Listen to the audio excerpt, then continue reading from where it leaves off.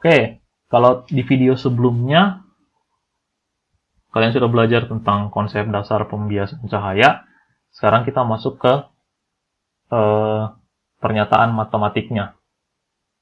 Oke, nah sebelum masuk ke sana, ini adalah uraian akhir video tadi tentang pernyataan hukum Snellius. Oke, sinar datang, sinar bias, garis normal terletak pada satu bidang datar. Bila sinar datang dari medium berenggang ke medium rapat, maka dibiaskan mendekati garis normal.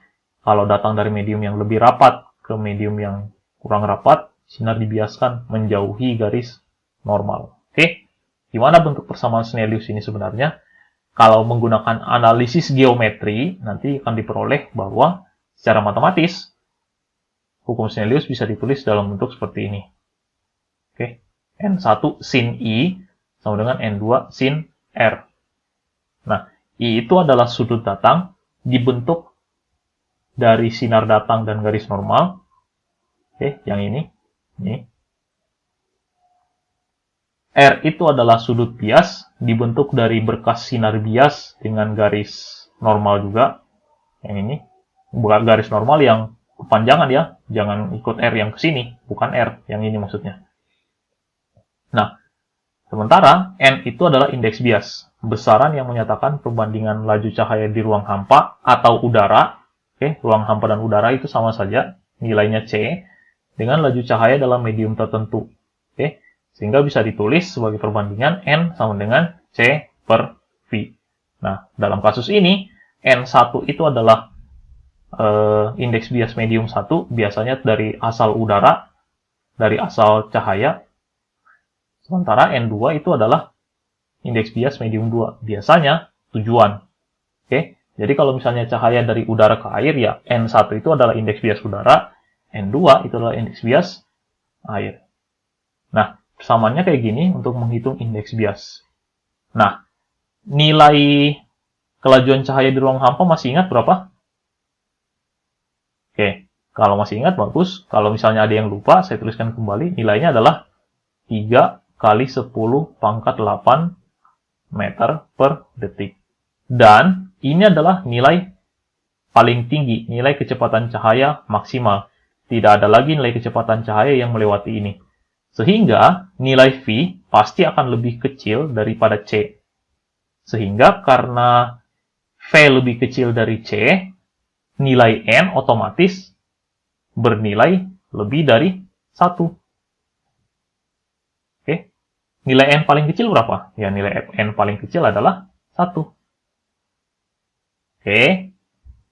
Nah, sekarang kita udah punya dua persamaan nih. N1 sin I sama dengan N2 sin R. N bisa ditulis sebagai C per V. Kalau ini saya gabungkan ke atas, kalau N ini saya ganti dengan C per V, atau C per V, saya bisa dapat bahwa hukum Snellius bisa ditulis lagi dalam bentuk seperti ini. Oke. Nih. Nah, V1 itu adalah kecepatan cahaya di medium 1. V2 itu adalah kecepatan cahaya di medium 2. Oke. Nah, dari sini bisa diapain nih? Bisa dibuat lebih sederhana lagi. Ini kan ada C nih di kedua ruas, kita coret. Sehingga dari sini bentuknya bisa ditulis sebagai sinus I per V1 sama dengan sinus R per V2. Kalau posisi sinus R dan V saya tukar, saya akan dapat persamaan yang bentuknya seperti ini. Nih. Sinus I per sinus R sama dengan V1 per V2. Oke, jadi perbandingan kecepatan cahaya pada dua medium itu sama saja dengan perbandingan sinus sudut datang dan sudut biasnya. Nah, terus karena V sama dengan F kali lambda, ingat waktu materi gelombang cahaya, sementara F tidak berubah selama pembiasan terjadi, artinya selama kejadian ini nih, dari atas, terus belok, frekuensinya tidak berubah, Maka V bisa saya ganti jadi F kali lambda 1 per F kali lambda 2. Karena F-nya sama, F-nya bisa dicoret. Sehingga kita dapat lagi bentuk persamaan Snellius yang lain. Itu adalah sinus I per sinus R sama dengan lambda 1 per lambda 2. Lambda 1 itu adalah panjang gelombang cahaya di medium 1, lambda 2, panjang gelombang cahaya di medium 2. Satuannya apa? Satuannya meter per meter. Boleh satuan lain? Boleh. Tapi pastikan kalau lambda 1 pakai meter, lambda 2 juga pakai meter. Oke, gimana contoh soalnya? Nih, kayak gini nih. Seberkas cahaya datang dari udara menuju air dengan sudut datang yang dibentuk bernilai sebesar 45 derajat. Oke. Atau saya ganti aja lah. Ganti aja lah ya. Ganti jadi 30 derajat. Kalau indeks bias udara nilainya 1 dan indeks bias air nilainya 4/3, tentukanlah sudut bias cahaya dan panjang gelombang cahaya dalam air apabila kalau di udara panjang gelombangnya adalah segini. Oke, apa yang kita tahu? Sudut datang, kita tahu I. Terus kita tahu indeks bias udara N, dan karena datangnya dari udara ini jadi N1. Maka kalau begitu, kalau udara N1, air berarti N2. Apa yang ditanya pertama? Mencari R. Nih. Apa yang dipakai? Gunakan persamaan Snellius. Yang mana? N1 sin I sama dengan N2 sin R. Karena kita mau nyari R, berarti dibuat aja jadi sinus R sama dengan N1 sin I per N2. N1-nya berapa sih tadi? 1 sinus 30 derajat per 4/3. Ini 1 kali setengah per 4/3. Ini sama aja dengan setengah kali 3/4. Berapa tuh 3/8?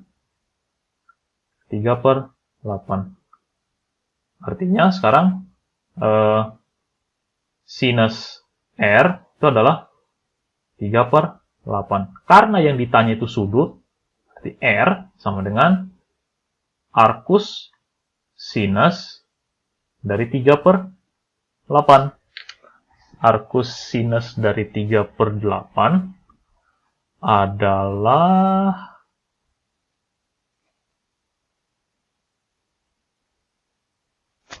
22 derajat. Nah, kelihatan kan bahwa karena R-nya lebih kecil daripada I, artinya cahayanya dibiaskan mendekati atau menjauhi garis normal. Mendekati garis normal. Oke. Nah, yang B pasti Anda bisa selesaikan sendiri. Oke.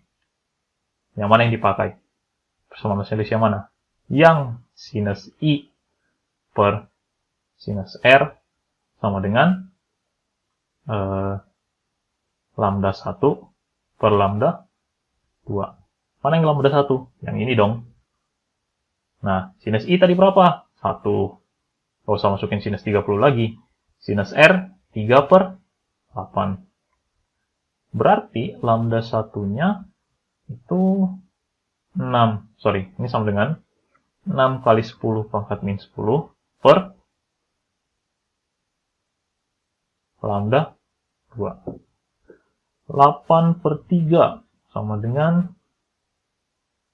6 kali 10 pangkat min 10 meter per lambda 2. 8 kali lambda 2, kali silang ya.